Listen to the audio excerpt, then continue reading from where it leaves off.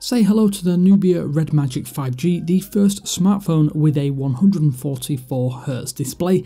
And that's not all, because this is quite an exciting package. Let's go over a few things in our super quick hands-on.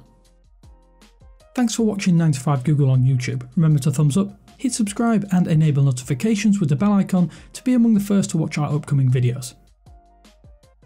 Let's go over what makes this quite an interesting gaming phone, because at $579, this is in fact the cheapest phone with a Snapdragon 865 chipset on the US market.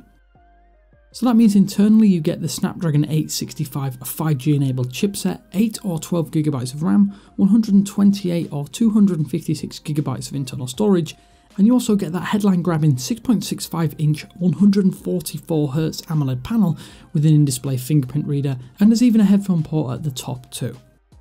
Much like with the S20 line with its 120Hz display, you do have to set the display to 144Hz because out of the box it is set at 90. I have to say the difference between 60 and 144Hz is instantly noticeable, but going from 90 to 144Hz, it is harder to spot. The display comes with plenty of top and bottom bezel, but that does make it easier and better to grasp and rest your hands on when using in landscape. I'm kind of glad that Nubia has dropped the angular design from the 3 and 3S models though, as the smooth curved back is far more comfortable to hold now. I must admit the funky design of the Pulse model is kind of nice in all honesty, but there is a stealthier black model if you do prefer something a little simpler. This is a thick, dense device that feels comfortable in the palm, and I'm already liking the feel and haptics over older models. In terms of software, Nubia doesn't have the outright best track record, but the Red Magic 5G ships with Android 10 out of the box. In my opinion, the skin here feels quite similar to that of Oppo's Colour OS, but with some extra flavour on top. The game space is another key software addition that allows you to toggle into a dedicated gaming mode via a physical switch on the side of the device.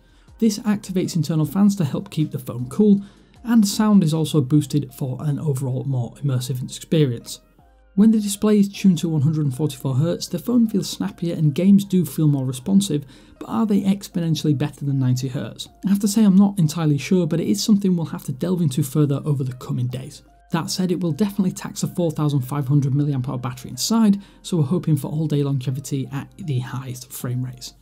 Nubia has also touted the upgraded camera system, because although this is a smartphone focused on gaming, you might want to take photos or video.